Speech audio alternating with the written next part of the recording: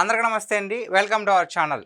YS Sharmila గారు రీసెంట్‌గానే ఒక ప్రెస్ మీట్ పెట్టి ఆయన కుమారుడి రాజకీయ ప్రస్థానం గురించి, ఆ రాజకీయ ప్రస్థానం గురించి ఎవరేమనుకుంటున్నారు, అలాగే జగన్మోహన్ రెడ్డి గారి గురించి కూడా కొన్ని వ్యాఖ్యలు చేశారు. అవేంటో ఒకసారి ఈ వీడియోలు చూసే ప్రయత్నం చేద్దాం. అడుగే పెట్టలేదు. పెట్టక ముందే వైసీపీ ఇంతలా రియాక్ట్ అవుతుంది అంటే ఇది భయమా బెదురా వాళ్ళకే తెలియాలి.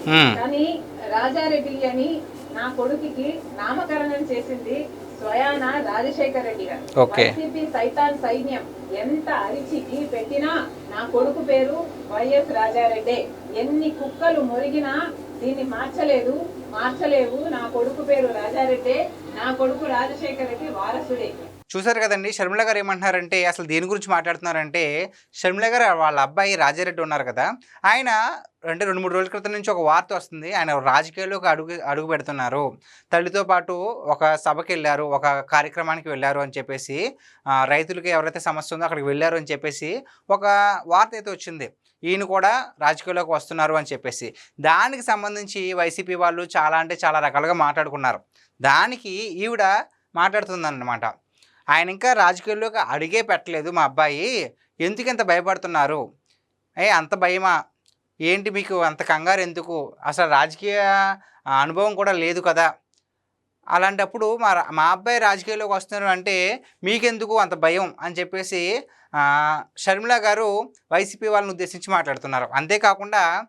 అంతేకాకుండా మా అబ్బాయికి రాజారెడ్డి అని చెప్పేసి రాజశేఖర రెడ్డి గారే పేరు పెట్టారు, జగన్ అరిచినా మొత్తుకున్నా సరే, అరిచి గోల్ చేసినా సరే ఆయనే రాజశేఖర రెడ్డి గారు వారసుడు అని చెప్పేసి ఈవిడ నిక్కచ్చిగా చెప్తున్నారు. ఇంకేమన్నారంటే, చంద్రబాబు గారు చెప్తే మార్పింగ్ చేశారు ఒక వీడియోని, నేను కూడా చూసాను, నా టీం కూడా పెట్టింది.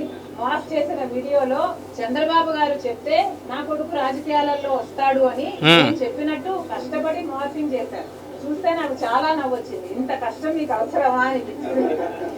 చంద్రబాబు గారు చెప్తే నా కొడుకుని రాజకీయాలలోకి తీసుకొస్తాను అని మీరు చెప్తున్నారే, మరి ఎవరి చెప్తే జగన్మోహన్ రెడ్డి గారు ఉపరాష్ట్రపతి ఎన్నికల్లో ఒక ఆర్ఎస్ఎస్ అభ్యర్థికి మద్దతు ఇచ్చారో వైసీపీ సమాధానం చెప్పాలి. చూసారు కదండి, ఏమంటున్నారంటే ఇవిడ కేవలం చంద్రబాబు నాయుడు గారు చెప్తేనే షర్మిల గారు వాళ్ళ అబ్బాయిని రాజకీయాల్లోకి తీసుకొచ్చినట్టు ఒక మార్ఫింగ్ వీడియో ఏదో చేశారు అని చెప్పేసి సోషల్ మీడియా వదిలారు. అది చూస్తే నాకే నవ్వు వచ్చింది. మీకెందుకు అంత కష్టం ఎందుకు వచ్చింది, అసలు అంత కష్టపడి ఎందుకలా దుష్ప్రచారం చేస్తున్నారు, నిజంగానే చంద్రబాబు నాయుడు గారు చెప్తేనే నిన్న మా అబ్బాయిని రాజకీయాల్లో పంపితే మరి మీరెవరు చెప్తే ఉపరాష్ట్రపతి ఎన్నికల్లో ఎవరైతే ఓడించారో మిమ్మల్ని ఆ ఆర్ఎస్ఎస్ అభ్యర్థికి మీరు ఎందుకు ఓటేశారు, అసలు బీజేపీకి ఇప్పుడు దాకా రాజశేఖర రెడ్డి గారు మద్దతు ఇవ్వలేదు, అలాంటి బీజేపీకి అలాగే ఎవరైతే నిన్ను అధపాతాలను తొక్కేస్తారో అలాంటి వాళ్ళకి నువ్వెందుకు ఇలాగ మద్దతు ఇచ్చావు అని చెప్పేసి ఆవిడ అడుగుతున్నారు. మిగతా వాళ్ళ గురించి మాట్లాడుతున్నారు. సిగ్గుగా జగన్మోహన్ రెడ్డి గారు స్వయంగా ఒక ఆర్ఎస్ఎస్ అభ్యర్థికి మద్దతు ఇచ్చారు అంటే ఇది ఎంత అవమానకరం. అసలు రాజశేఖర రెడ్డి గారు బీజేపీని వ్యతిరేకించిందే బీజేపీ ఆర్ఎస్ఎస్ సిద్ధాంతాన్ని ఫాలో అవుతుంది కాబట్టి, అలాంటి ఆర్ఎస్ఎస్ అభ్యర్థికి జగన్మోహన్ రెడ్డి గారు వైసీపీ మద్దతు ఇచ్చారు అంటే ఈరోజు రాజశేఖర రెడ్డి గారు కనుక బ్రతికే ఉండుంటే జగన్మోహన్ రెడ్డి గారిని చూసి అవమానంతో సిగ్గుతో తల దించుకునేవాడు రాజశేఖర్ రెడ్డి. అసలు జగన్మోహన్ రెడ్డి గారు సమాధానం చెప్పాలి. సుదర్శన్ రెడ్డి గారికి మీరు ఎందుకు మద్దతు ఇవ్వలేదు? సుదర్శన్ రెడ్డి గారు ఒక తెలుగువాడు. సుదర్శన్ రెడ్డి గారు సుప్రీం కోర్టులో జడ్జిగా పనిచేసిన వాడు. సుదర్శన్ రెడ్డి గారు కాన్స్టిట్యూషన్ తెలిసిన వాడు, కాన్స్టిట్యూషన్ కోసం ప్రాణమైనా పెట్టేవాడు. మరి అలాంటి వాడికి జగన్మోహన్ రెడ్డి గారు ఎందుకు మద్దతు ఇవ్వలేదో సూటిగా సమాధానం ఇంతవరకు చెప్పదు. చూసారు కదండి, ఏమంటున్నారంటే ఇవిడ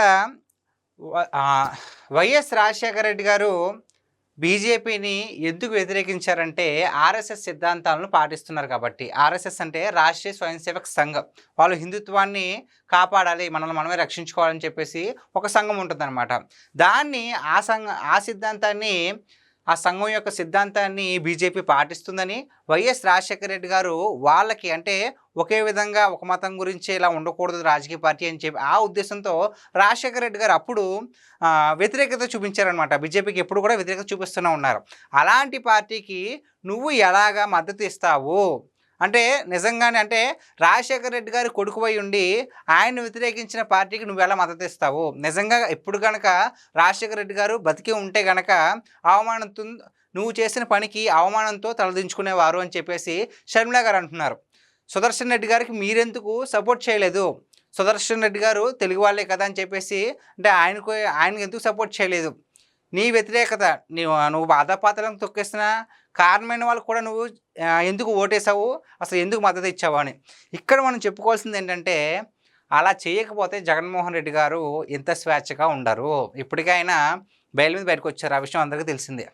ఇప్పుడు కనుక బీజేపీ వాళ్ళకి మద్దతు ఇవ్వకపోతే ఆయన రాజకీయ భవిష్యత్తు ఏంటి అనేది అందరికీ తెలుసు.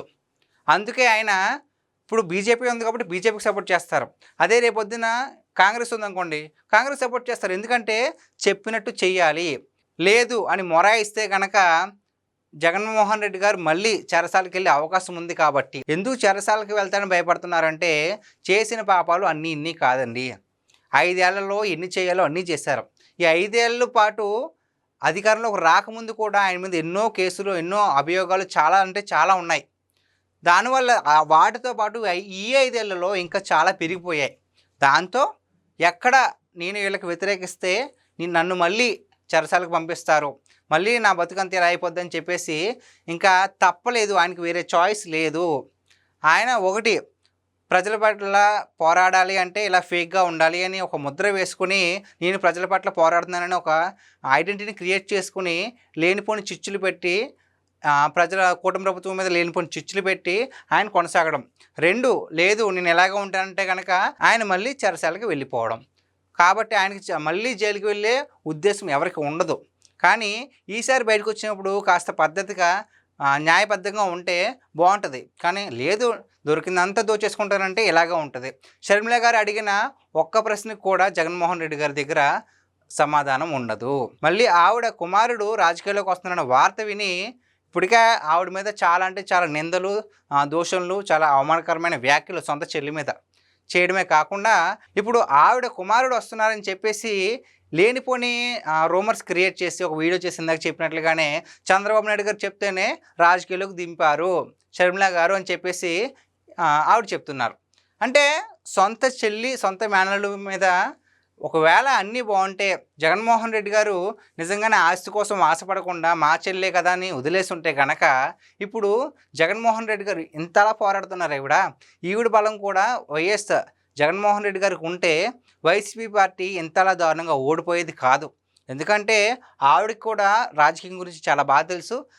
జగన్ గారు జైల్లో ఉన్నప్పుడు ఆ పార్టీ ఉనికిని కాపాడింది షర్మిల గారు మాత్రమే. సో గైస్, ఇది ఈరోజు మన వీడియో. ఈ వీడియో పైన మీ విలువైన అభిప్రాయాన్ని కామెంట్ రూపంలో తెలియజేయండి. Thank you.